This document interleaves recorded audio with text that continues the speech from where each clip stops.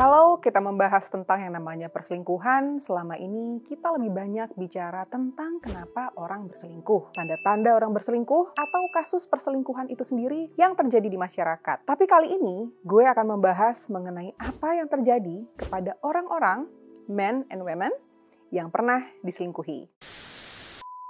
Welcome to All In with me, Olin. Bicara mengenai perselingkuhan itu memang tidak ada habisnya. Dan walaupun dari sebuah perselingkuhan bisa terjadi perseteruan, persekusi, terjerat kasus perzinahan sampai penganiayaan dan kematian yang didasari rasa cemburu, malu, dan sakit hati, tidak membuat kasus perselingkuhan menurun. Alasan kenapa orang selingkuh? Ya macam-macam. Tapi apapun alasannya, derita mereka yang pernah diselingkuhi itu cukup similar. Menurut Mary Jo Rapini, yaitu seorang author, speaker, psikoterapis, spesialis di bidang intimacy, parenting, body image, and relationship, ada 4 hal yang umumnya harus dilalui secara psikologis oleh mereka yang pernah diselingkuhi. Dan di sini gue bicara mengenai perselingkuhan yang bukan sekedar di pacaran biasa ya, tapi perselingkuhan yang terjadi di dalam hubungan dewasa atau di dalam hubungan pernikahan. Yang pertama, orang yang diselingkuhi ini akan melewati masa di mana dia akan banyak menyalahkan dirinya. Dia akan berpikir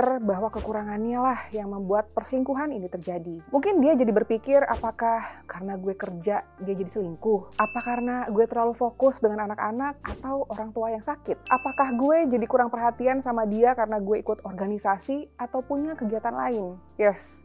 Itulah hal yang biasanya akan memenuhi benak mereka yang diselingkuhi. Apalagi kalau memang pihak yang berselingkuh beneran playing victim ya, menggunakan berbagai macam alasan untuk selingkuh sehingga membuat orang yang diselingkuhi merasa bertanggung jawab atas terjadinya perselingkuhan itu. Dan di hal pertama ini, biasanya mereka yang diselingkuhi akan punya rasa benci pada diri sendiri dan menyalahkan diri sendiri dan punya pemikiran, harusnya gue nggak gini, harusnya gue nggak gitu.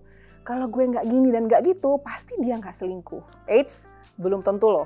Biasanya, orang yang selingkuh itu akan selalu punya alasan untuk selingkuh. So be aware about this.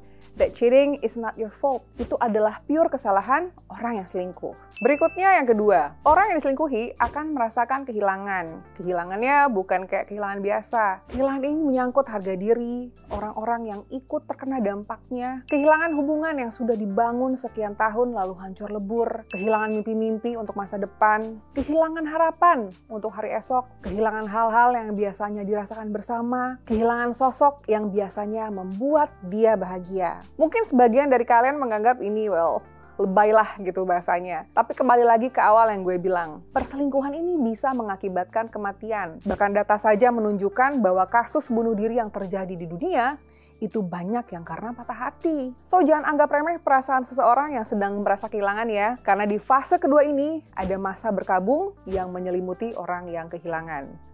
Oke, kita tarik nafas dulu, oke? Baru kita lanjut.